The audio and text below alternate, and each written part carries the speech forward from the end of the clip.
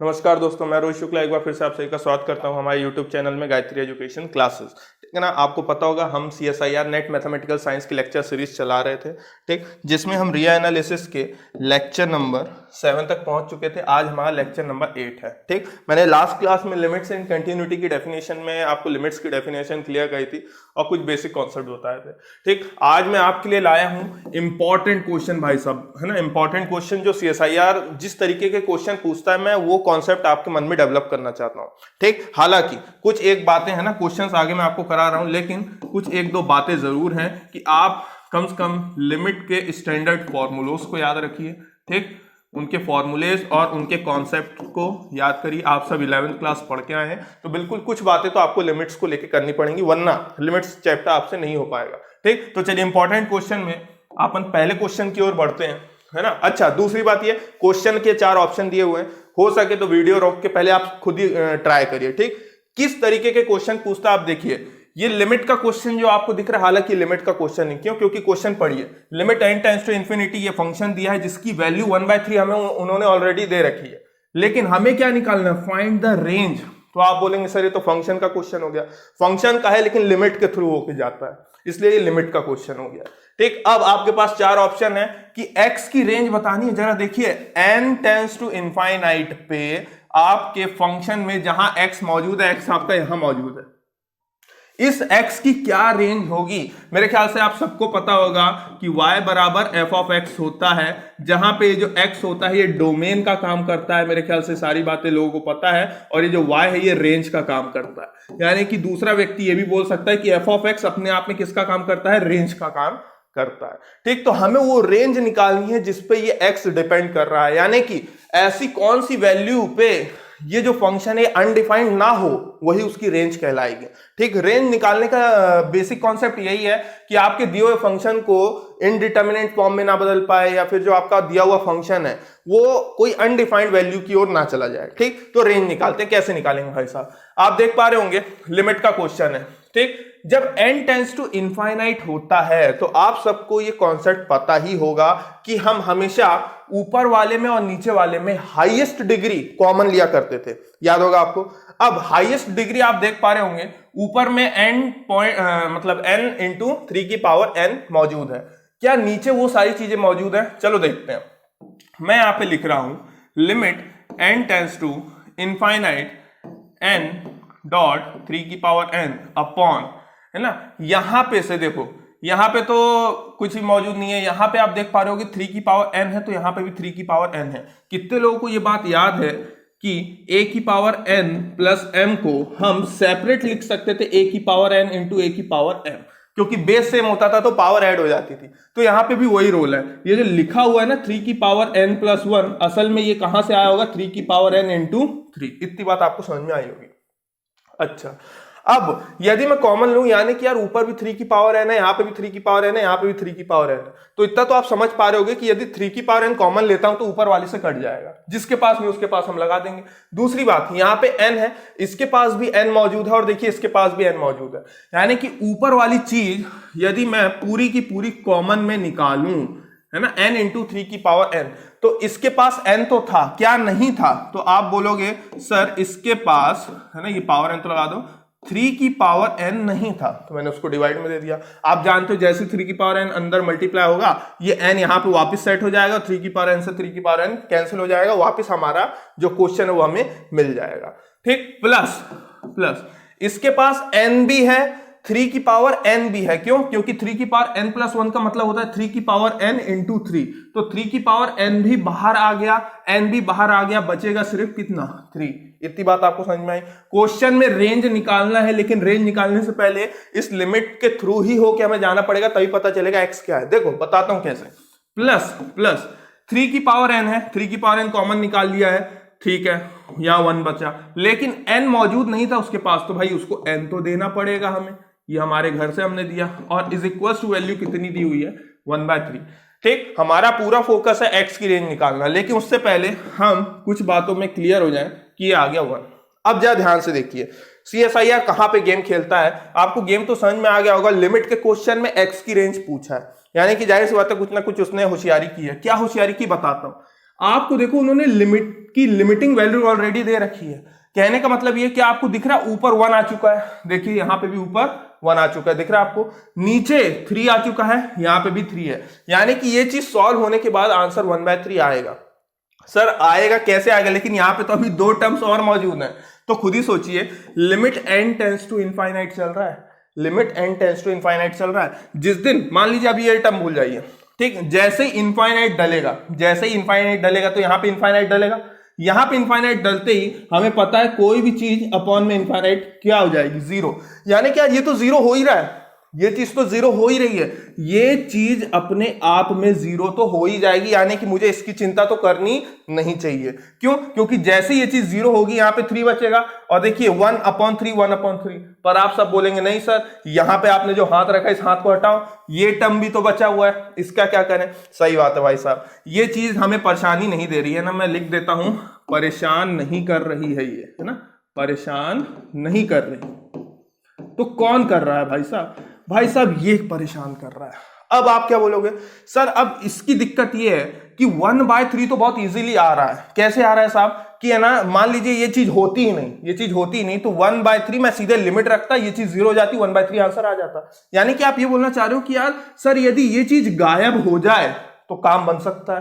मैं बोलूंगा हाँ यार सही बोल रहे हो तुम, ये चीज यदि गायब हो जाए तो काम बन सकता है।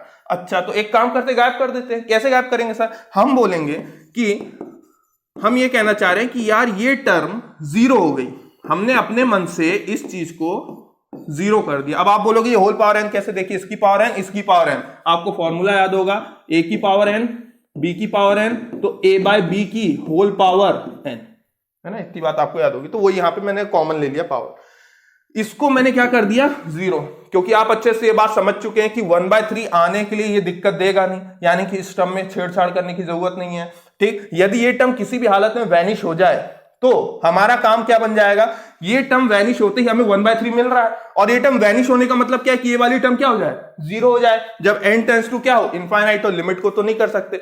जिसको नहीं समझ में आया वो एक बात ध्यान रखे, लिमिट को सेपरेट कर सकता हूं, लिमिट को सेपरेट, लिमिट एक बार इसके साथ जाएगी न्यूमरेटर के साथ, और एक बार डिनोमिनेटर के साथ। पर डिनोमिनेटर में भी 3 टर्म्स हैं, तो एक बार इस टर्म के साथ लगेगी, एक बार इस टर्म के साथ लगेगी, और एक बार इस टर्म के साथ लगेगी। इस वाले टर्म के साथ लगने का कोई मतलब नहीं है, क्योंकि वेरिएबल है ही नहीं n। यहां पे जैसे ही लगेगा ये वैल्यू क्या हो जाएगी, 0। यानी कि मैंने इस चीज में लिमिट लगा के इसको अलग से लिखा है। इतनी बात आप सबको समझ में आ गई होगी। क्यों? क्योंकि ये चीज जैसे ही 0 होगी हमारा आंसर 1/3 आ रहा है। ठीक, लेकिन हाँ मैं जान रहा हूं कि सर हमें तो रेंज निकालना है। देखते जाओ देखते जाओ, CSIR है ना, प्लीज लेवल लेके चलता है भाई साहब, आपका बिल्कुल ऊपर से लेके नीचे तक का नॉलेज चेक करेगा CSIR।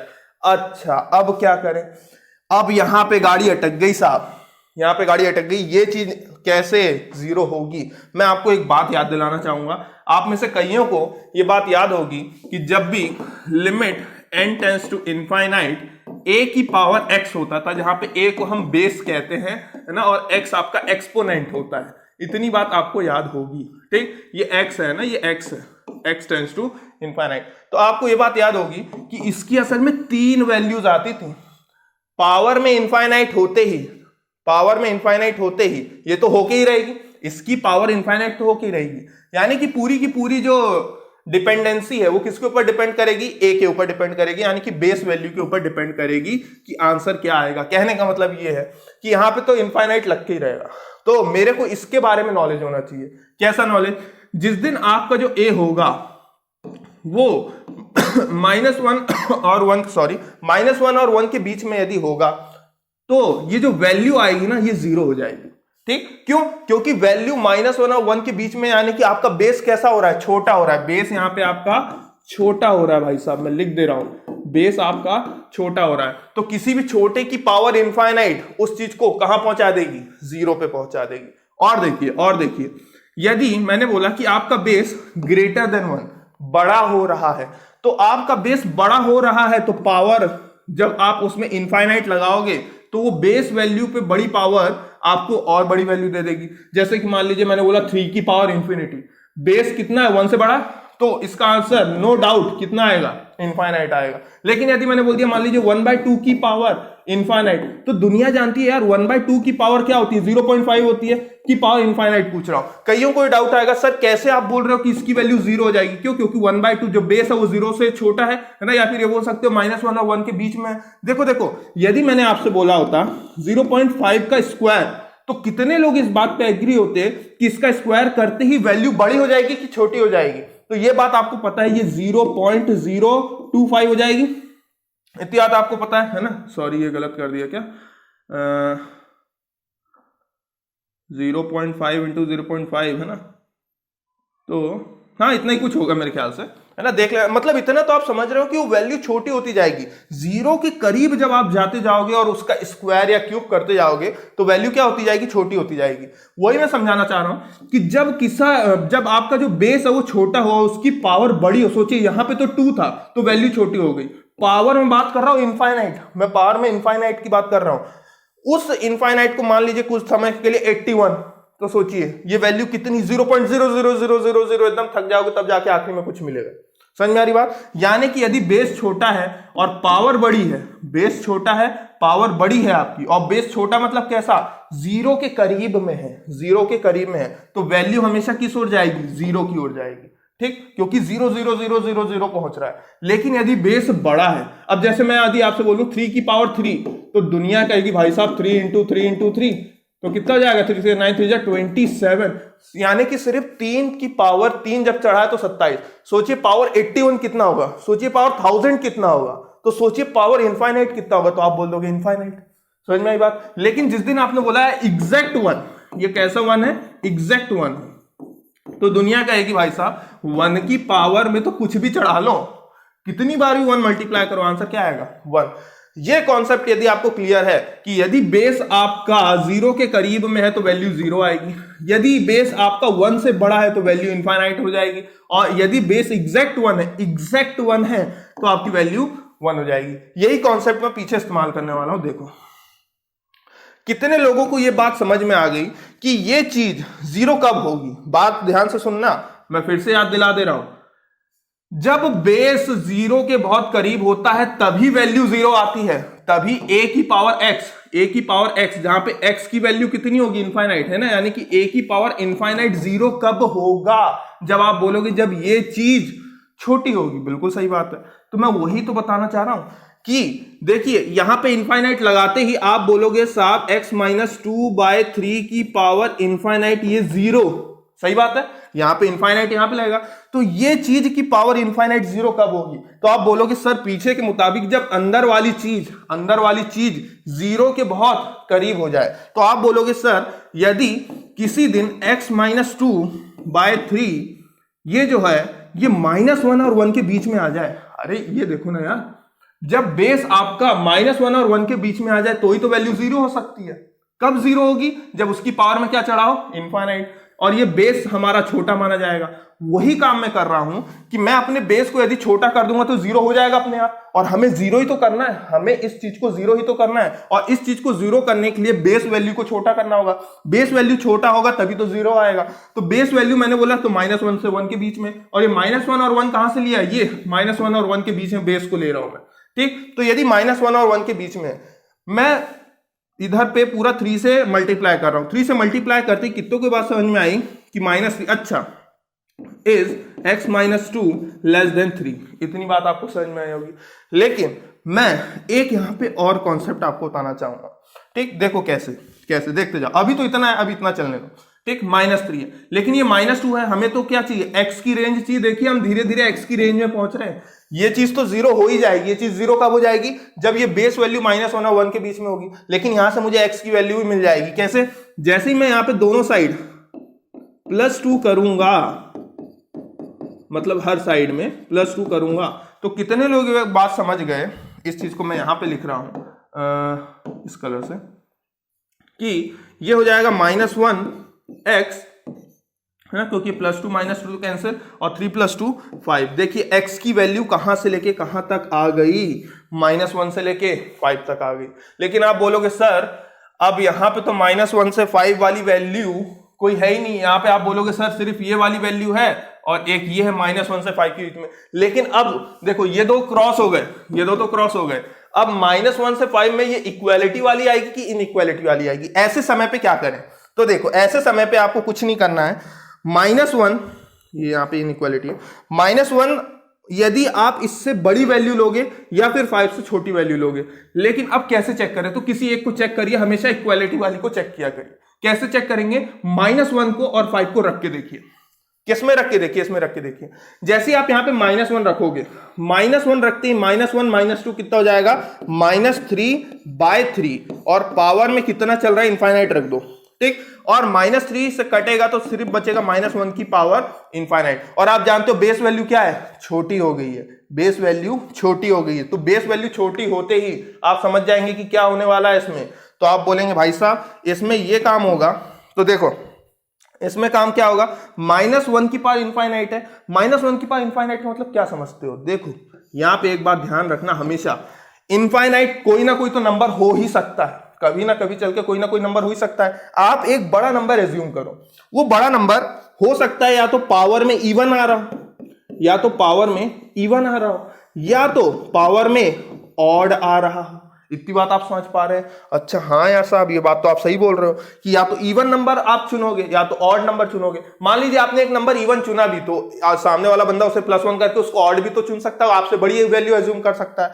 यानी कि अब दो कंडीशन आ जाएंगी, या तो -1 की पावर में इवन, सही बात है, या तो -1 की पावर में ऑड। -1 की पावर में इवन जैसे ही होगा तो वैल्यू 1 आ जाएगी। अरे क्योंकि यार इवन में हमेशा जैसे -1 का स्क्वायर करूंगा तो 1 आएगा, जबकि -1 का क्यूब करूंगा तो -1 आएगा। ये इवन और ऑड का फर्क आप जानते हो कि इवन फंक्शन और ऑड फंक्शन।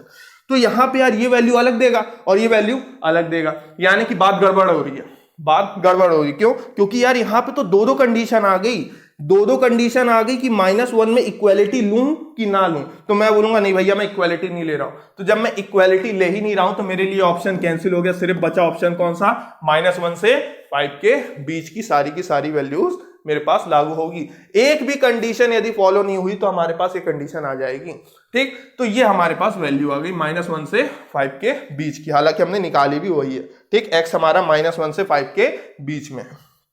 चलिए तो होप्स आपको समझ में आया होगा। CSIR आपकी अच्छी खासी टेस्टिंग करेगा भाई साहब, है ना, बिल्कुल आपको लेवल पे लेगा कि क्या करना है क्या नहीं करना है, ठीक। आगे हाँ भाई अब क्या है, ये तो कर लिया आपने ना, ये फॉर्मूला याद रखिए, ठीक। आगे बढ़ते हैं। नेक्स्ट क्वेश्चन है आपके पास, बहुत ही इंपॉर्टेंट क्वेश्चन है भैया, है ना। आधे से ज्यादा लोग गलत करते हैं। ऑप्शन देखिए, वीडियो रोकिए, सॉल्व करिए। मैं बता रहा हूं आप में से कई लोग जो बेसिक नॉलेज जानते हैं वो सही करेंगे, लेकिन आधे से ज्यादा लोग, लगभग 80% बच्चे इस चीज को गलत कर जाएंगे कि इसकी लिमिट है क्या, 0 है 1 है। अच्छा LDNE का मतलब बता देता हूं, लिमिट डज नॉट एग्जिस्ट, है ना, शॉर्टकट में लिखा हुआ है लिमिट डज नॉट एग्जिस्ट। कई लोग को ये डाउट हो कि यार ये LDNE क्या है, लिमिट डज नॉट एग्जिस्ट या फिर नन ऑफ द अबव, यानी कि ये इन तीनों में से कोई सा भी ऑप्शन ही नहीं है, ऑप्शन दिया ही नहीं है। अच्छा अब क्या करेंगे भाई साहब, ये बड़ा खेल आया है ना। देखो कितने लोगों को ये बात पता है कि जैसे ही मैं ये देख रहा हूं पावर -1 है, पावर -1 है, तो मैं क्या पहले इसको नीचे लाने का काम कर सकता हूं, 1/, ये सब तो पता ही होगा मेरे ख्याल से, 2 की पावर 1/x, है ना। इतनी बात मेरे ख्याल से कोई दिक्कत नहीं दे रही होगी। अच्छा आप लिमिट पुट करके देखोगे, सब लोग यही करते हैं, हम भी यही करेंगे, हम फॉर्म चेक करते हैं यार, लिमिट के क्वेश्चन में हमेशा फॉर्म चेक करो, हमेशा फॉर्म चेक करो, ठीक। अच्छा जैसे ही लिमिट पुट करोगे तो 1/1 प्लस 2 की पावर 1/0 आएगा। अरे लिमिट रख रहे हो यार, x की जगह 0 रख रहे हो, तो 1/1 प्लस 2 की पावर इनफाइनाइट हो जाएगा, क्योंकि 1/0 कितना होता है, इनफाइनाइट होता है भाई साहब, ठीक है। 2 की पावर इनफाइनाइट, ये देखो ये क्या है, ये आपको दिख रहा है, बेस 1 से बड़ा है, बेस 1 से बड़ा है तो पावर इनफाइनाइट चढ़ी, यानी कि वैल्यू भी क्या होगी, इनफाइनाइट। तो आप बोलोगे भैया यहाँ पे आएगा 1 प्लस इनफाइनाइट, ठीक है भैया समझ में आ गया। अच्छा 1 प्लस इनफाइनाइट होते ही इनफाइनाइट में कुछ भी जोड़ोगे इनफाइनाइट, और 1/इनफाइनाइट है ना, क्या हो जाएगा बताइए, ये चीज इधर भेजो, ये चीज इधर भेजो, तो आप दुनिया जानेंगी कि 1/इनफाइनाइट 0 होता है। तो मैं बोलूंगा 0, और सामने वाला ये आंसर मार्क करके आ जाएगा, जो कि गलत है, जो कि गलत है। सर कैसे? याद रखना इस तरह के क्वेश्चन में हमेशा हमें लेफ्ट हैंड लिमिट और राइट हैंड लिमिट हमेशा चेक करनी चाहिए, ठीक। इस बात का ध्यान रखना। अच्छा, इस तरह के क्वेश्चंस मैंने ऑलरेडी अपने एप्लीकेशन में, हमारा एक एप्लीकेशन है, आपको पता होगा, आप प्ले स्टोर से डाउनलोड कर सकते हैं। मैं पहले उसके बारे में बता देता हूं, फिर ये क्वेश्चन सॉल्व करते हैं। अभी तो बहुत सारे क्वेश्चन मुझे बताने हैं, ठीक। ये कुछ इस तरीके का एप्लीकेशन है हमारा। प्ले स्टोर में जाएंगे तो आपको ये दिखेगा, गायत्री एजुकेशन क्लासेस, ठीक है ना। ये आप डाउनलोड कर सकते हैं। जैसे ही आप सर्च करेंगे तो आप लोगो भी पहचानते हैं गायत्री एजुकेशन क्लासेस का, ठीक है ना। अच्छा, इस कोर्स में हमने 2 कोर्स अपने अभी तक डाल चुके हैं। एक तो CSIR के लिए मैंने रियल एनालिसिस का कोर्स पब्लिश कर दिया है उसमें, और इसमें मैंने लिमिट चैप्टर अब तक खत्म भी कर दिया है, और अगला चैप्टर हमारा कंटिन्यूटी शुरू होने वाला है।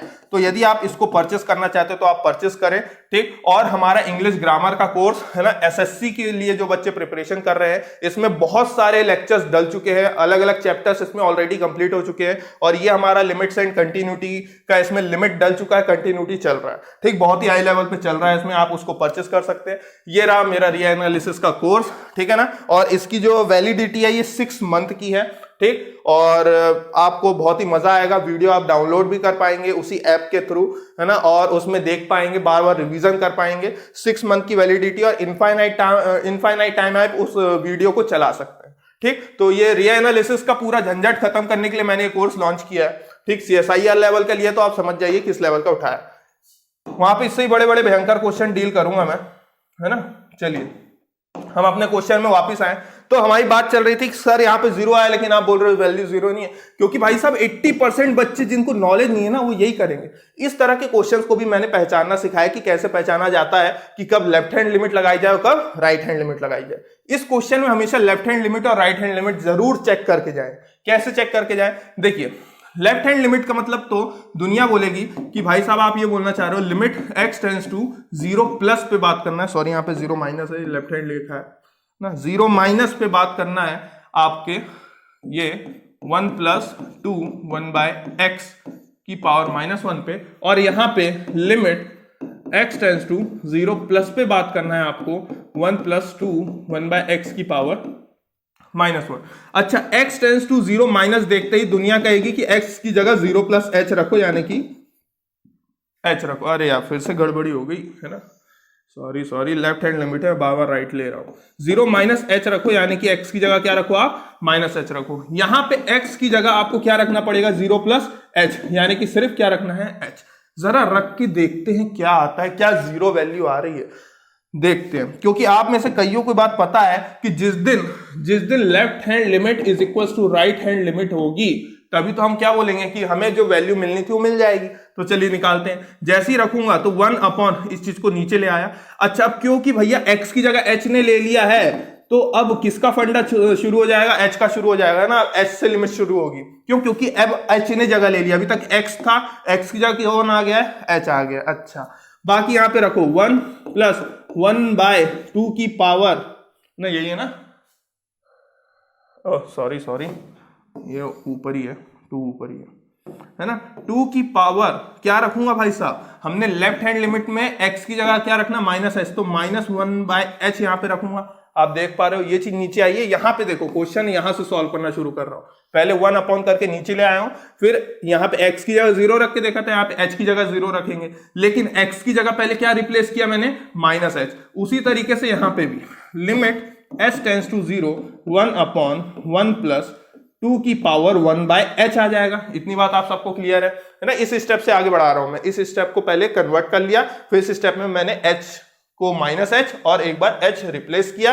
अब लिमिट सब्स्टिट्यूट करो। जैसे ही लिमिट सब्स्टिट्यूट करोगे 1 प्लस 2 की पावर -1/0, और यहां पे लिमिट तो सब्स्टिट्यूट ही करना है, 1 प्लस 2 की पावर 1/0।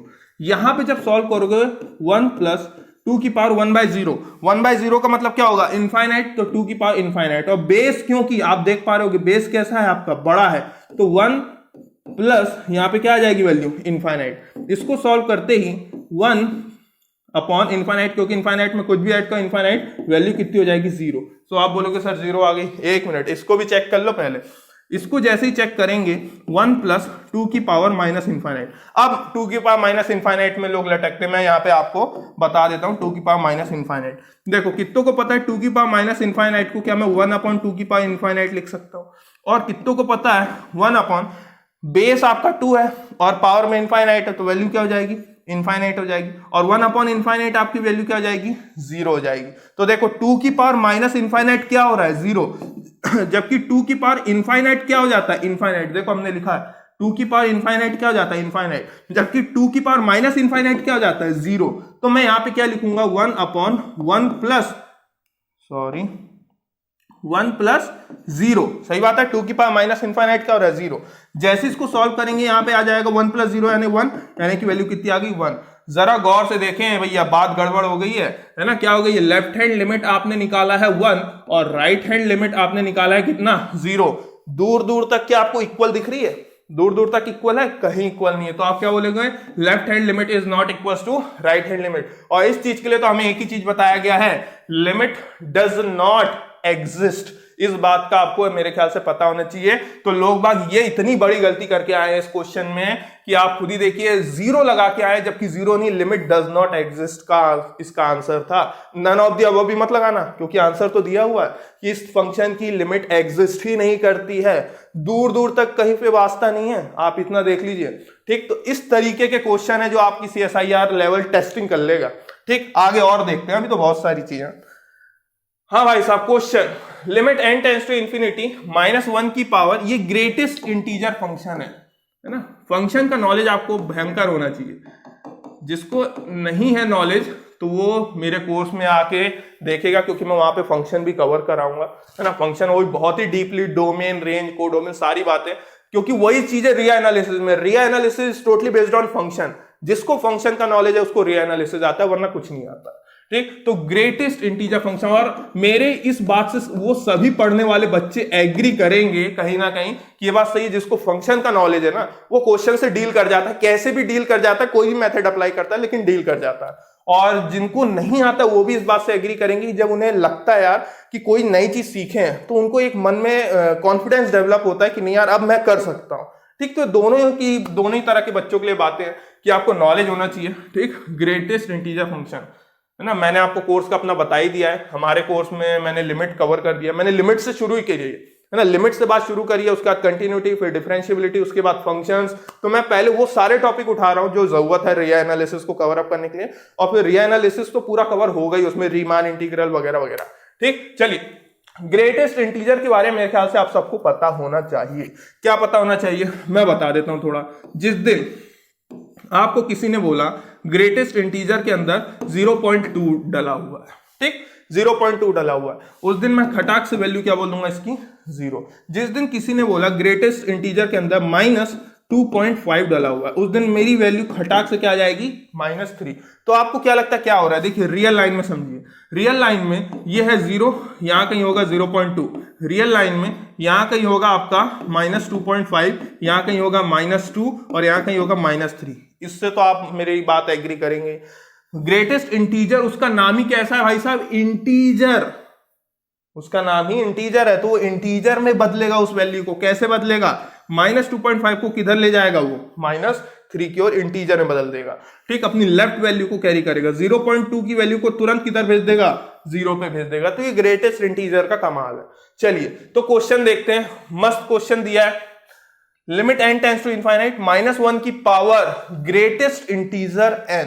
अच्छा, कितनों के बात समझ में आई यार, इस तरीके का क्वेश्चन अभी अपन पीछे कर ही चुके हैं। जैसे ही होगा तो -1 की पावर में इनफाइनाइट तो जाके रहेगा, और कोई यहाँ पे नियम तो है नहीं, है ना, यानी कि यहाँ पे इनफाइनाइट तो जाके ही रहेगा। और इनफाइनाइट जिस दिन ग्रेटेस्ट इंटीजर से बाहर आएगा तो आप बोलोगे भाई साहब वो कोई ना कोई नंबर होगा, और वो नंबर कैसा होगा, या तो वो नंबर इवन होगा, ठीक, या तो वो जो नंबर होगा वो ऑड होगा। जिस दिन भी ग्रेटेस्ट इंटीजर, पहली बात तो इनफाइनाइट, कोई भी मान लो पॉइंट वाला भी नंबर क्यों ना हुआ, वो पॉइंट वाला नंबर पहले तो किसी फाइनाइट इंटीजर में बदलेगा। उस इंटीजर की भी अब दो खासियत होगी, या तो इवन आ सकता है या तो वो ऑड आ सकता है। और आपको पता है -1 की पावर इवन होते ही वैल्यू क्या आ जाएगी, इवन, यानी कि लिमिट की वैल्यू कितनी आ जाएगी, 1, और यहां पे लिमिट की वैल्यू कितनी आ जाएगी, -1। ठीक, अब आप कहना चाह रहे हो सर ये बात तो बड़ी गड़बड़ हो रही है, क्यों, क्योंकि हमें तो पता है कि limit should be unique, limit हमेशा कैसी होती है, यूनिक होती है, एक ही होती है, लेकिन यहां पे तो दो आ गई। समझ पा रहे हैं आप बात को, आपने इस शब्द का बंटाधार कर दिया। जिसने भी 1 और -1 निकाला ना उसने इस क्वेश्चन का बंटाधार कर दिया। क्यों? क्योंकि आपको पता होना चाहिए कि लिमिट हमेशा एक ही आती है। आपने थ्योरम भी पढ़ी होगी, limit should be exist only unique way, unique में एग्जिस्ट करनी चाहिए। लेकिन यहां तो दो लिमिट है, 1 भी हो सकती है और -1। लिमिट में ऐसा आप कभी शब्द मत इस्तेमाल करना, या तो ये होगी या तो ये होगी, वहीं पे बात गड़बड़ हो जाएगी। एक ही चीज आ सकती है। अब क्योंकि यहां पे 2 ऑप्शन आ गए हैं तो मैं बोलूंगा लिमिट डज नॉट एग्जिस्ट। ठीक, लिमिट डज नॉट एग्जिस्ट, तो इसका मतलब मैं पीछे शायद से बता चुका हूं। तो याद रखिएगा, ना 1 ना -1 ना none of the above, limit does not exist. ठीक, चलिए और देखते हैं, और तरह के क्वेश्चन है मेरे पास अभी। हाँ भाई साहब, बड़ा भयंकर क्वेश्चन है ये, है ना। इसको तो आप करके देखिए, बिल्कुल करके देखिए, देखते हैं कितनों से बनता है। ठीक है ना, क्योंकि आप देखिए वेयर ये जो बॉक्स है ये क्या इंडिकेट कर रहा है कि ये ग्रेटेस्ट इंटीजर फंक्शन है। जरा गौर से देखिए, साइन के साथ जो थीटा है वो भी ग्रेटेस्ट इंटीजर में है, उसके नीचे जो भी पॉलिनोमियल है वो भी ग्रेटेस्ट इंटीजर में है, और ये पूरा का पूरा भी ग्रेटेस्ट इंटीजर में। 3 ग्रेटेस्ट इंटीजर अप्लाई हो रहे हैं, और उसमें भी आपको लिमिट दी हुई है x टेंड्स टू 0, और आपको लिमिट फाइंड आउट करनी है। और आपके पास वैल्यू कुल मिला के 5 ऑप्शन दिए हैं, या तो लिमिट -1 आएगी, एग्जैक्ट वैल्यू -1 आएगी, या तो वो इसमें से कोई भी वैल्यू नहीं है, इसमें से कोई वैल्यू नहीं है, लेकिन इतना पता है कि लिमिट एग्जिस्ट करेगी। अब वो मान लो अभी आपने आंसर यहाँ पे -3 निकाल दिया, पर आपको -3 ऑप्शन में दिख नहीं रहा है, तो आप ये थोड़ी करके आओगे कि लिमिट डज नॉट एग्जिस्ट या नन ऑफ द अबव। आपको फिर वहां पे बोलना चाहिए लिमिट एग्जिस्ट का ऑप्शन दिया है ना। लिमिट एग्जिस्ट का मतलब ये कि इस फंक्शन की वैल्यू कहीं ना कहीं एग्जिस्ट करती है। वो ऑप्शन यहाँ पे भले ही ना दिया हो, लेकिन यहाँ पे एग्जिस्ट करती है, तो आप एग्जिस्ट पे क्लिक करेंगे। या फिर लिमिट डज नॉट एग्जिस्ट, या फिर लिमिट 0 आ रही है, या तो -1 आ रही है या तो 0 आ रही है, या फिर भैया ना ही उसकी value limit does not exist है ना ही 0 है ना। ये नन ऑफ द अबव किसने लिखा है भाई साहब? ये नहीं है ना, ये ऑप्शन में नहीं है, none of the above option में नहीं है, सिर्फ 4 ही ऑप्शन है। 5 ऑप्शन कहां से आ गए? 4 ही ऑप्शन होते हैं ना, ये नहीं है, ये ऑप्शन हटा देना, सिर्फ ये 4 ऑप्शन है, 0, लिमिट डज नॉट एग्जिस्ट, या लिमिट एग्जिस्ट, या फिर -1। अब क्या करेंगे भाई साहब? अब बड़ी बात हो गई है, देखो करते हैं क्वेश्चन, है ना। पहले तो वीडियो रोक के जो समझदार बच्चे हमारे, जिन्हें पता है लिमिट के सारे कॉन्सेप्ट, वो सॉल्व करने की कोशिश करें। नहीं पता तो देखें, इस तरह के क्वेश्चन में भी हमेशा लेफ्ट हैंड लिमिट और राइट हैंड लिमिट लगाया जाता है, ये मैं आपको पहले से ही बता दे रहा हूं। ठीक, तो लेफ्ट हैंड लिमिट करते ही दुनिया कहेगी x की जगह 0 - h यानी कि -h रखें, क्योंकि लिमिट 0 से शुरू हो रही है, और यहां पे x is equal to 0 + h रखे, यानी कि सिर्फ h रखे।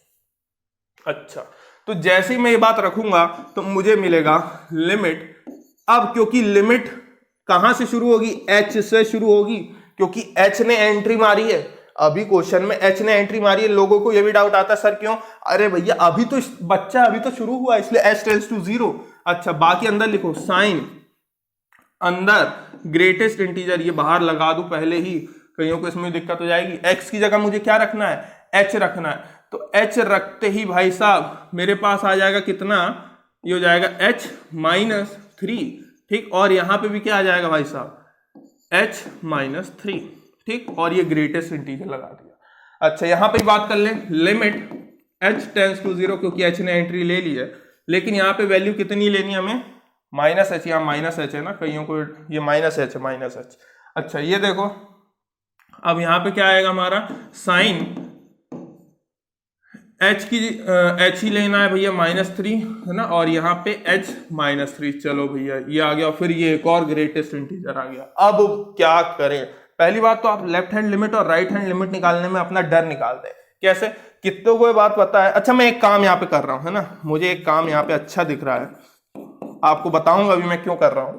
क्यों ना मैं इसको साइन -3 - h लिख दूं, तो मेरे ख्याल से किसी को तकलीफ नहीं होना चाहिए। अरे बस अरेंजमेंट किया है, यहाँ पे भी -3 - h लिख रहा हूँ, बता रहा हूँ क्यों, क्योंकि ग्रेटेस्ट इंटीजर देख के मुझे ख्याल आया यहाँ पे। ठीक, और ऐसे यहाँ पे लिमिट h टेंड्स टू 0, मैं 3 को आगे लिख रहा हूं, तो साइन -3 + h, ग्रेटेस्ट इंटीजर के अंदर -3 + h लिख रहा हूं। देखोगे ध्यान से तो दिखेगा कि मैंने क्या किया, कुछ खास किया नहीं है, सिर्फ आगे पीछे किया है। अब हाँ चलिए, मैं अब आपको कॉन्सेप्ट बताता हूं। यहाँ पे कितनों को ये बात समझ में आ रही है कि जिस दिन मैंने यहाँ पे किया, ये आपका -3 है। ठीक, -3 -h, यानी कि उसमें और चीज प्लस हो रही है तो वो वैल्यू यहां कहीं आएगी -3 -h। समझ में आ रही बात वैल्यू, और यहाँ पे कहीं पे -4 है ग्रेटेस्ट इंटीजर के अंदर, और -h एक नंबर है इनफाइनाइटली स्मॉल नंबर है 0.00, वो उसमें जैसे ही ऐड होगा तो वैल्यू इधर खिसकेगी, इधर खिसकते ही, लेकिन क्योंकि ग्रेटेस्ट इंटीजर उसको बोलेगा ए, तू बीच में कहीं नहीं रह सकता, तेरे को किस तरफ आना पड़ेगा, लेफ्ट साइड में आना पड़ेगा, तो ऊपर वाली वैल्यू कितनी हो जाएगी आप समझ गए होंगे, -4। इतनी बात आपको समझ में आई, ग्रेटेस्ट इंटीजर का यहाँ पे नियम लग गया, ठीक। अच्छा, और अपॉन में भी यही चीज है, क्योंकि अपॉन में भी ग्रेटेस्ट इंटीजर लगा हुआ है तो अपॉन में भी -4 लगा दिया, ये आपका लिमिट h टेंड्स टू 0, ठीक। यहां पे बात करो -3 है, लेकिन उसमें कुछ जुड़ रहा है तो वो वैल्यू आगे खिसक जाएगी, समझ में आ रही बात। अच्छा, यानी कि यहाँ -2 है तो क्या -2 हो जाएगी, नहीं, ग्रेटेस्ट इंटीजर हमेशा क्या करता है, हमें दिया हुआ ब्रैकेट ग्रेटेस्ट इंटीजर फंक्शन है, ठीक। तो क्या वो वैल्यू वापस किस हो जाएगी भैया, वो वैल्यू वापस -3 की ओर, यहां पे कहीं पे वैल्यू थी तो आपने लेफ्ट में जाएगी तो -3, यानी कि एक्यूरेट वैल्यू हो जाएगी limit h tends to 0 greatest integer sine -3, है ना, और अपॉन में भी ग्रेटेस्ट इंटीजर है -3। इतनी बात मेरे ख्याल से आपको समझ में आनी चाहिए, और कितने इस बात से एग्री कर रहे हैं कि limit h tends to 0 sine -theta, कितनों को याद है sine -theta minus sine theta होता है, यानी कि माइनस साइन बाहर फेंक देता है, तो -sin4 अपॉन में 4 ग्रेटेस्ट इंटीजर के अंदर ये माइनस और माइनस कैंसिल, यहां पे भी देखिए वही फंडा हो रहा है, limit h tends to 0 sin 3/3, minus sine आगे लगा दिया, ग्रेटेस्ट इंटीजर माइनस से माइनस कट गया। अच्छा, अब मेरे पास बचा sin 4/4 और sin 3/3। सर अब क्या करें, अब तो लिमिट का कोई काम ही नहीं रह गया। मैं बोलूंगा बिल्कुल सही बात है, लिमिट का कोई काम नहीं रह गया। कितनों को ग्राफ याद है, साइन थीटा का ग्राफ, है ना। आप लोगों में से कईयों की प्रॉब्लम तो ये कि आप लोगों को ग्राफ ही क्लियर नहीं है, फंक्शन क्लियर नहीं, ये एक बहुत बड़ी प्रॉब्लम है। देखिए मैं बता दे रहा हूं, जितना मैं बता सकता हूं उतना तो आपकी हेल्प कर ही देता हूं। मैंने क्या बोला, जिसको ये वैल्यूज आती हैं, ग्राफ आता है, फंक्शंस आता है ना, वो खेल जाएगा, कैसे भी खेल जाएगा, पर खेल जाएगा, वो वैल्यू तो लेके ही आएगा। देखो मैं आपको इतना बताना चाह रहा हूं, sin 4/4 में मैं sin 3 और sin 4 की बात करता हूं, ठीक। sin 3 जो वैल्यू होती है यहाँ पे बीच में, आपको सबको पता है तो पाई होता है, ठीक। पाई के जस्ट बिल्कुल आगे यहाँ पे 3 होती है, यहाँ पे वैल्यू कितनी होती है 3, और पाई से थोड़ी दूरी पे यहाँ कहीं 4 होता है ना, यहाँ कहीं 4 होता है। तो जिस दिन मैं आपसे बोलूंगा sin 3, तो sin 3 की जो वैल्यू होती है ना, वो थोड़ा 0 के बिल्कुल करीब होती है, यहाँ कहीं होती है वैल्यू, ये ना, ये sin 3 है आपका, है ना। तो दुनिया कहेगी कि क्योंकि यहाँ पे ऊपर तरफ है, y एक्सिस में, पॉजिटिव y एक्सिस में है, तो sin 3 कैसा है, पॉजिटिव है, sin 3 कैसा है, पॉजिटिव है। अच्छा, ना मान लो इसकी वैल्यू लगभग होती है 0.4 या 0.3 ले ली अभी, ठीक। अच्छा, है ना। और दूसरी बात, ये जो 4 है, ये वाली वैल्यू यहां होती है, ये भी थोड़ा दूर होती है 0 से, है ना, लगभग इसकी वैल्यू होती है, अब क्योंकि ये पॉजिटिव y एक्सिस है और ये नेगेटिव y एक्सिस है, तो इसकी वैल्यू लगभग रहती है -0.8 के समथिंग, ठीक। आपने ग्राफ में पढ़ा होगा कि ये ग्राफ है, कईयों की बुक में बना भी रहता है कि 0.1 0.2 कैसे sin x का जो ग्राफ है, आपने सीखा होगा sin x का ग्राफ ये एग्जैक्ट कर्व नहीं होता, पहले एकदम से इंक्रीज होता है, फिर हल्का सा इंक्रीज होता है, फिर रुक जाता है, फिर थोड़ा सा डिक्रीज होता है, फिर थोड़ा ज्यादा डिक्रीज होगा, फिर एकदम से डिक्रीज होगा। इस तरीके का ग्राफ होता है, साइनसोइडल कर्व होता है। आपने बनाना सीखा होगा, नहीं सीखा तो सीख लीजिए, ठीक। तो ये मैं वहीं से वैल्यू बता रहा हूं, कोई मन से नहीं बता रहा हूं कि सर क्या वैल्यू याद रखनी पड़ेगी, यार ये नॉर्मल सी बात बता रहा हूं, 0 के आगे 0 के पीछे साइनसोइडल कर्व सिखाते समय ये बताया जाता है, ठीक। तो ये माइनस का 0.8 है। सर इससे क्या करेंगे, जरा देखो, मैं यहाँ पे इस चीज को यहाँ पे सॉल्व कर रहा हूं, लिमिट तो जरूरत ही नहीं रह गया, sin 3/3, sin 3 की वैल्यू मैंने आपको क्या बताई, ठीक, ग्रेटेस्ट इंटीजर के अंदर है अभी, इतनी बात तो आप समझ गए होंगे। sin 3 की वैल्यू मैंने आपको बताई कि लगभग 0.3, ठीक, 0.3, और अपॉन में क्या चल रहा है भाई साहब, अपॉन में 3 चल रहा है। कितनों कोई बात पता है, ऊपर भी पॉजिटिव नंबर है और नीचे भी पॉजिटिव नंबर है, लेकिन ऊपर और नीचे वाले में नंबर नीचे वाला कैसा है, बड़ा है, तो उससे क्या होगा भाई साहब, आप बोलोगे भाई साहब उससे वैल्यू जो होगी लगभग 0.1 लिख दूं, 0.1 लिख दूं, ठीक, ग्रेटेस्ट इंटीजर के अंदर। और ग्रेटेस्ट इंटीजर में यदि ये 0 है, 0.1 उसके आगे होगा, तो उसको तुरंत लेफ्ट इंटीजर में बदलने को कहेगा, यानी कि 0 में बदल जाएगा भाई साहब, है ना, आपका आंसर क्या हो जाएगा यहाँ पे 0। यानी कि राइट हैंड लिमिट का आंसर तो आपका क्या आ रहा है 0। लेफ्ट हैंड लिमिट की बात करते हैं, साइन 4/4, साइन 4/4 है यदि, तो कितनों को ये बात समझ में आ रही है कि साइन 4 की वैल्यू -0.8 है और अपॉन में 4 है, ठीक, ग्रेटेस्ट इंटीजर के अंदर ये कटेगा तो लगभग -0.2 ग्रेटेस्ट इंटीजर के अंदर आएगा। लेकिन इंटीजर उसको बोलेगा कि भैया यहां पे 0 है, यहां पे -1 है, तू यहां कहीं होगा -0.2 पे, है ना, यहां कहीं।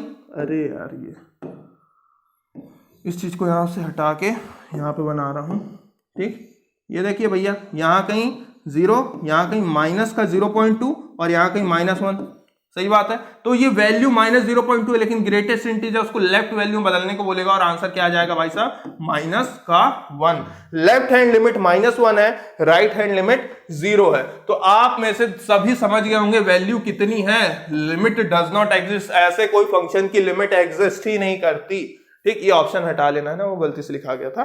तो 4 ऑप्शन में लिमिट एग्जिस्ट करती है कि लिमिट एग्जिस्ट ही नहीं करती, या फिर 0 आ रही है एक्यूरेट, या फिर -1, मैं बोलूंगा लिमिट ही एग्जिस्ट नहीं कर रही। 0, 1 और एग्जिस्टेंस की तो बात ही छोड़ दो, ठीक। तो इस तरीके के क्वेश्चन में लेफ्ट हैंड लिमिट और राइट हैंड लिमिट बहुत ही सपोर्टिव है, ग्राफ ऑफ फंक्शन क्लियर होना चाहिए, ठीक। आगे, हाँ भाई साहब महत्वपूर्ण question, limit x tends to 0 ax² + bx + c whole upon x is equal to 1, then find a b c। देखो a b और c ये अननोन है, ये तीनों हमारे पास अननोन है भाई साहब। अब क्या करें, अननोन की वैल्यू निकालनी है, 4 ऑप्शन दिए हुए हैं, है ना। अब क्या करें, या तो एक ये तरीका है बारी बारी वैल्यूज रखते जाओ, या फिर मैं आपको यहाँ पे कॉन्सेप्ट सिखाता हूं। कैसा कॉन्सेप्ट, जरा गौर से देखो, मैं यहाँ पे लिख रहा हूं limit x tends to 0 ax² + bx + c / x is equal to 1 दिया है, ठीक। कितने मेरे से ये बात समझ पाएंगे जो मैं बोलना चाह रहा हूं। जैसे ही आप 0 रखोगे, लिमिट पुट करो, 0 रखो, क्यों, क्योंकि फॉर्म चेक किया जाता है हमेशा लिमिट के क्वेश्चन में। जैसे ही 0 रखोगे ये चीज 0 हो जाएगी, ये भी चीज 0 हो जाएगी, 0 × एनीथिंग इज 0, बचेगा कितना c, अपॉन में भी तो 0 हो जाएगा, c/0 इज इक्वल टू 1, और एनीथिंग अपॉन 0 हो जाएगा, इनफाइनाइट इज इक्वल टू 1। क्या ये पॉसिबल है, ये तो नॉट पॉसिबल वाली कंडीशन आ गई। अच्छा, तो उसका कहना क्या चाह रहे हो, खुद ही सोचो कि यदि ये c जब तक रहेगा तो ये तो पूरी की पूरी वैल्यू इनफाइनाइट हो रही है, जब तक ये c रहेगा तब तक ये पूरी की पूरी वैल्यू क्या हो रही है, इनफाइनाइट हो रही है। और यदि इनफाइनाइट हो रही है तो इनफाइनाइट किसके बराबर, 1 के बराबर। ऐसा हो सकता है क्या, नहीं हो सकता। अब आप क्या करोगे, उस दिन आप एक शर्त बोलोगे, सर क्यों ना c को मैदान से ही साफ कर दिया जाए, c को मैदान से साफ, सुसाइड कर दिया उसने, अपने आप को मार लिया, हमने मार दिया उसको, भाई तेरी हत्या कर रहे हैं, उसको जैसे हमने यहां से हटाया, अब हमारे पास जो चीज बची है उससे क्या फायदा होगा। बिल्कुल सही, कईयों के सवाल आ रहा होगा। तो क्वेश्चन में बचेगा limit x tends to 0 ax² + bx / x, ठीक। अब बताओ क्या 1 आएगा, तो देखो लिमिट रख के देखो, लिमिट जैसे ही रखोगे ये 0, ये 0, ये 0, तो आप बोलोगे सर 0/0 फॉर्म बन रहा है, ठीक। अच्छा, और आपको पता है कि 0/0 फॉर्म किस तरीके का फॉर्म होता है, इनडिटर्मिनेंट फॉर्म होता है, और इन्हीं फॉर्म्स को तो हम सॉल्व करने के लिए किस चैप्टर की मदद लेते हैं, लिमिट चैप्टर की मदद लेते हैं। अच्छा, यानी कि 0/0 फॉर्म में, और 0/0 फॉर्म को करने का तरीका क्या होता है, या तो किसी ने डीएल लगाया होगा, या तो नॉर्मली सॉल्व किया होगा, सॉल्व करने का कोई ना कोई तरीका ढूंढना होगा, जैसे कि, है ना। अच्छा, एक बात और, यदि ये सी वाली बात किसी को क्लियर नहीं हुई है तो एक काम और कर सकते हो, मान लीजिए डिनोमिनेटर को सेपरेट करो, जैसे ही डिनोमिनेटर को सेपरेट करोगे तो ये कुछ इस तरीके का दिखेगा, सबके साथ x लगा दिया, लिमिट x टेंड्स टू 0, ठीक, इज इक्वल टू 1, तो ये तो गया, ठीक, और ये गया, यहां पे c/x बचेगा, और जैसे ही आप लिमिट रखोगे ये चीज तो 0 हो जाएगी, ठीक, यहां पे b बचेगा, ये चीज 0 होते ही ये चीज फिर से इनफाइनाइट हो रही है, समझ आ रहा है आपको, यानी कि जब तक c मैदान पे है तब तक वैल्यू इनफाइनाइट हो रही है। तो मैंने क्या किया, मैंने c को क्या ले लिया, 0 ले लिया। c को यदि मैं 0 कर दूंगा तो लिमिट लगने से पहले, c को यदि 0 कर दूंगा तो लिमिट लगने से पहले ये वैल्यू तो 0 ऑलरेडी हो चुकी होगी, गायब हो चुकी होगी, तो लिमिट लग ही नहीं पाएगी, यानी कि टेंशन खत्म हो जाएगी, इसलिए भी c की वैल्यू 0 लेना सही होगा। अच्छा, c की वैल्यू 0 ले ली, यहां पे देखिए लिमिट x टेंड्स टू 0, ये x गया तो बचा ax + b बराबर में 1। जैसे ही आप लिमिट सब्स्टिट्यूट करोगे ये वैल्यू 0 हो जाएगी, b की वैल्यू कितनी मिल गई भाई साहब, 1 मिल गई। नहीं आई बात समझ में आपको, अरे यार लिमिट जैसे ही सब्स्टिट्यूट करोगे b इज इक्वल टू 1 आ रहा है, जो चीज डायरेक्ट आ रही है उसको तो ले लो। सर ए आ गया, बी आ गया, बचा आपका कितना, सर सी आ गया और बी आ गया, ए बचा। अच्छा अब ए आ गया, अब क्या किया जाए, कितनों को पच रहा है कि यहां पे बी की जगह 1 रख दूंगा, बी की जगह 1 रख दूंगा तो 1 से 1 कैंसिल हो जाएगा, इधर पे 0 बचेगा। अच्छा 0 बचेगा, इससे क्या होगा साहब, इससे ये होगा कि आपको मैं 2 तरीके बता रहा हूं, या तो आप में से जो आपको 2 पसंद आए वो ले लेना। आप जैसे यहां पे 0 रखोगे तो ए तो 0 होके ही रहेगा, आप x की जगह 0 रखोगे तो ए तो 0 होके ही रखेगा। यानी कि मैं ये कहना चाह रहा हूं ए कोई भी नंबर हो, ए कोई भी नंबर हो, यहां पे 2 रखो, 3 रखो, √2 रखो, √3 रखो, -√2 रखो, यदि जैसी वैल्यू पुट करूंगा तो ये पूरा का पूरा टर्म क्या हो जाएगा, 0 हो जाएगा। दूसरी बात मैं जो आपको बता रहा था, b की वैल्यू यहां पे रखोगे तो आपके पास क्वेश्चन में बचेगा limit x tends to 0 ax, है ना, +1 बराबर 1, 1 से 1 कैंसिल हो जाएगा तो बचेगा लिमिट x टेंड्स टू 0 सिर्फ ax बराबर 0। यानी कि देखो ये चीज आपको साफ साफ समझ में आ रही है कि ये वैल्यू 0 होके ही रहेगी। तो सर कहना क्या चाह रहे हो, यानी कि इतना तो कंफर्म है कि ये वाली वैल्यू 0 होके रहेगी, और आप ये कहना चाह रहे हो a की जगह कुछ भी रख दो तो भी 0 होके रहेगी। तो मैं वही तो कहना चाह रहा हूं, क्यों ना मैं a की जगह कोई भी नंबर ले ही लूं, ए की जगह कोई भी नंबर ले लूं, ए की जगह जो भी नंबर लूंगा तो वैल्यू 0 होकी रहेगी। तो मैंने बोला कि भैया ए सारे के सारे रियल नंबर की वैल्यू कंटेन कर सकता है। तो हमें ऐसे ऑप्शन चुनने हैं जिसमें ए रियल नंबर हो, बी 1 हो और सी 0 हो, है ना। तो देखो ए रियल नंबर कहां कहां है, यहां पे तो ए रियल नहीं है, ए रियल नहीं है, ए रियल नहीं है, ए रियल है, ठीक। तो ए रियल और बी की वैल्यू गड़बड़ हो रही क्या, ऑप्शन ही गलत दिए हैं क्या, सी बराबर 0, हाँ ऑप्शन गलत ले लिया है, शायद से ऑप्शन दिया ही नहीं इन्होंने, लिखने में कुछ मिस्टेक हो गई है। आंसर तो यही आएगा नो डाउट, हाँ आंसर तो यही आएगा, ए रियल नंबर है ना, सी 0 है, यहाँ पे सी 0 है, और बी की वैल्यू हमारा टेक्निकल डिपार्टमेंट बड़ा ही निकम्मा टाइप का भाई, है ना। सी बराबर 0 और बी बराबर कितना 1, है ना। इसको सुधार लेना ऑप्शन को, ये रहा ऑप्शन आपका, है ना, बिल्कुल करेक्ट ऑप्शन ये है। तो परेशान होने की जरूरत नहीं कि आप लोग परेशान हो जाए, ठीक। तो आपका भैया हमेशा जो ए आएगा रियल नंबर, बी 1 और सी 0। आप बोलेंगे सर कैसे मान ले, अरे खुद ही रख के देखो, जैसी वैल्यू रख के देखोगे, यदि विश्वास नहीं हो रहा कि सर आपने अपने मन से बना दिया, यहाँ पे तो ऑप्शन ही गलत था, देखो मेरे को इतना पता है, इतना तो नॉलेज है। तो देखो जैसे आप ए की जगह क्या रखोगे, कोई भी रियल नंबर, मान लीजिए कुछ देर के लिए आपने 2x² रखा, प्लस बी की जगह आपको 1 रखना है, तो वो तो 1 हो गया, तो सिर्फ बचा x, सी तो 0 है ही है, अपॉन में क्या चल रहा है, x चल रहा है, ठीक। अच्छा और लिमिट आपकी क्या है, x टेंड्स टू 0 है, लिमिट x टेंड्स टू 0 है। अब क्या करेंगे, अरे सेपरेट करो, जैसे ही सेपरेट करोगे तो बचेगा 2x + 1 और लिमिट आपकी x टेंड्स टू 0, है ना, डिनोमिनेटर सेपरेट कर दिया, ठीक। अब इससे क्या होगा, जैसे ही आप 0 रखोगे, जैसे ही 0 रखोगे तो 0 + 1 वैल्यू कितनी आएगी 1, देखिए वैल्यू कितनी आ रही है 1, ठीक। तो ये ऑप्शन सुधार लेना, ये थोड़ा सा बस इधर उधर हो गया है, इधर उधर मिसप्रिंट हो गया है, कोई और बड़ी बात नहीं है कि बहुत बड़ा पहाड़ आपके ऊपर टूट गया। चलिए आगे, क्वेश्चन पढ़ने से ये भी खासियत है कि आपको समझ में आएगा कि हो क्या रहा है ना। क्वेश्चन से आप ऑप्शन भी सुधार सकते हो, नहीं भी सुधार सकते हो, तो ऐसी वाली कंडीशंस है।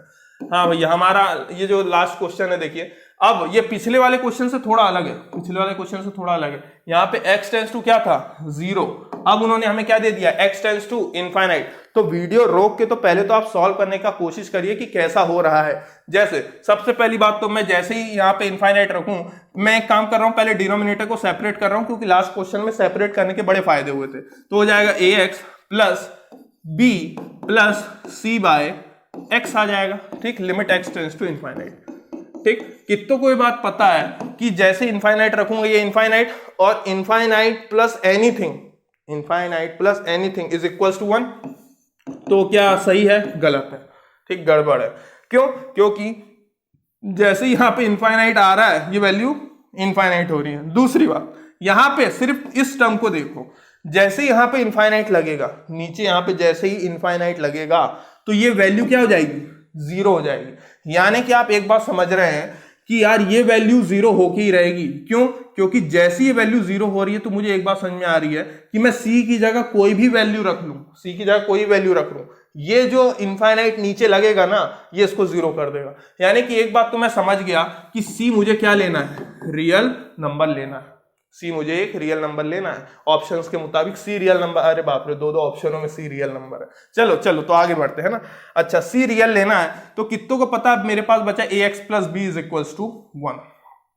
अब क्या करें भाई साहब, आपको यही सोचना है, ठीक, क्योंकि जब ये आप समझ पाएंगे तो ही काम बनेगा। ax प्लस बी बराबर 1 बचा है, कितनों को बचा यार, यहाँ पे जैसे ही इनफाइनाइट डालूंगा, जैसे ही इनफाइनाइट डालूंगा तो ये इनफाइनाइट हो जाएगा, ठीक। अभी तो ये चीज जीरो हो गई, मान लीजिए मैं यहाँ पे ये लिखना चाह रहा हूं, मेरे पास अब बस क्वेश्चन बचा है इतना, इतना बचा है, ठीक, ये बचा है। अब जैसे इनफाइनाइट पुट करूंगा तो इनफाइनाइट प्लस बी बराबर 1, तो भी वैल्यू इनफाइनाइट में कुछ भी ऐड होगा वो तो 1 आ जाएगा, जो कि गड़बड़ है, बहुत गड़बड़ है। तो आप बोलोगे यार भैया ये दिक्कत ही दे रहा है भाई साहब, ये दिक्कत दे रहा है, क्यों? क्योंकि जब जब यहां पे x रहेगा, जब तक यहां पे x रहेगा तब तक मैं लिमिट पुट करूंगा तो इनफाइनाइट वैल्यू हो रही है और इनफाइनाइट 1 के बराबर हो रहा है। तो क्यों ना यदि इसके कोफिशिएंट को ही 0 कर दिया जाए, जिस दिन a 0 हो जाएगा लिमिट लगने ही नहीं देगा, वो लिमिट लगने ही नहीं देगा, वो अंदर ही अंदर खिल जाएगा कि चल आजा तू मेरे साथ, मेरा भाई है, चल निकल लेते हैं अपन। तो ये टर्म ही वैनिश हो जाएगी, और ये टर्म वैनिश जैसे ही होगी x वाली टर्म गायब होगी और b इज इक्वल टू कितना आ गया, 1 आ गया।